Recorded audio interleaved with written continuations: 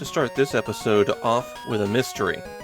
In many Western sources, the title of this game is written Clocks, C-L-O-X. But as far as I can tell, that title has never been associated with this game.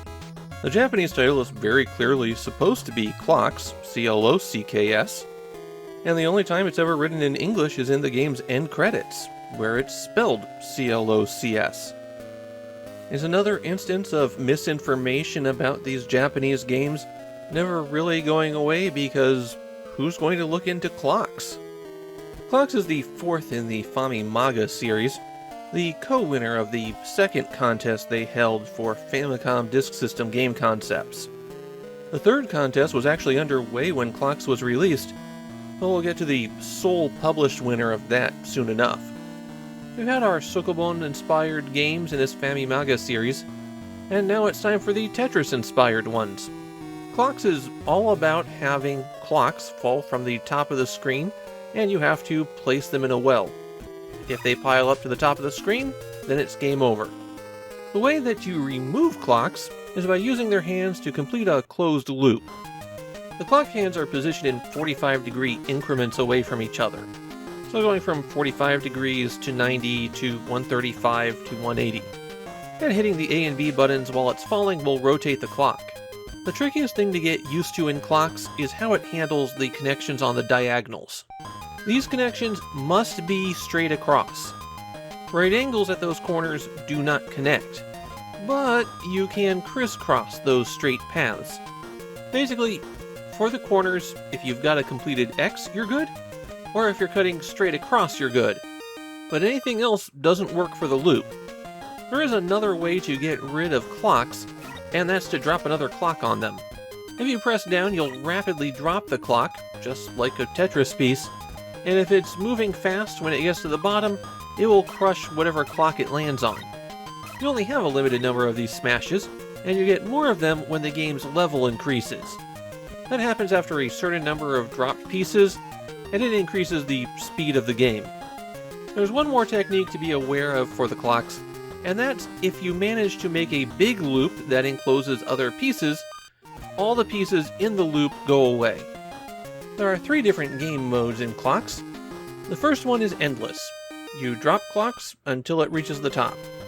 I actually think that this is the worst mode to play, because building your loop poorly or accidentally dropping a clock in the wrong spot can become incredibly difficult to correct and take up a huge amount of the play area. There isn't even a convenient way to reset the game once you realize you've done something poorly. You'll need to hit the reset button and wait for things to load again. The second mode is a puzzle mode.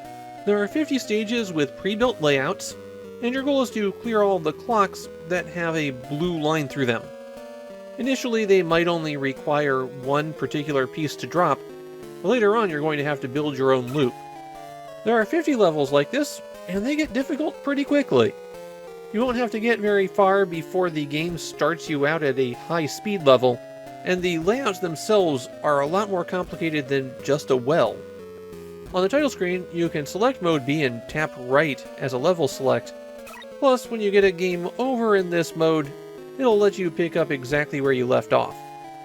The 2-player mode works similar to the endless mode, but there's a nasty twist to it. Completing any loop will erase the clock that your opponent is dropping at that moment. Hopefully you just messed them up. If you make a big enough loop, then you push up the bottom of your opponent's well by 1. And when you do that, you also push down your floor by 1, if it's ever been pushed up.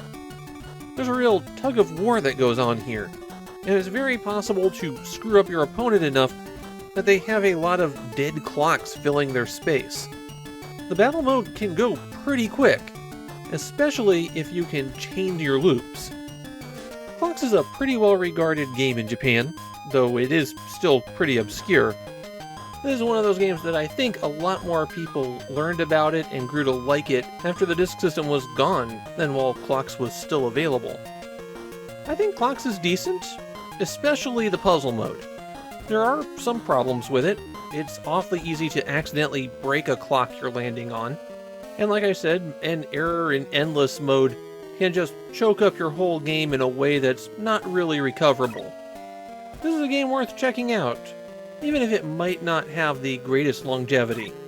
And definitely try the battle mode. Hopefully you have a friend that can play with you.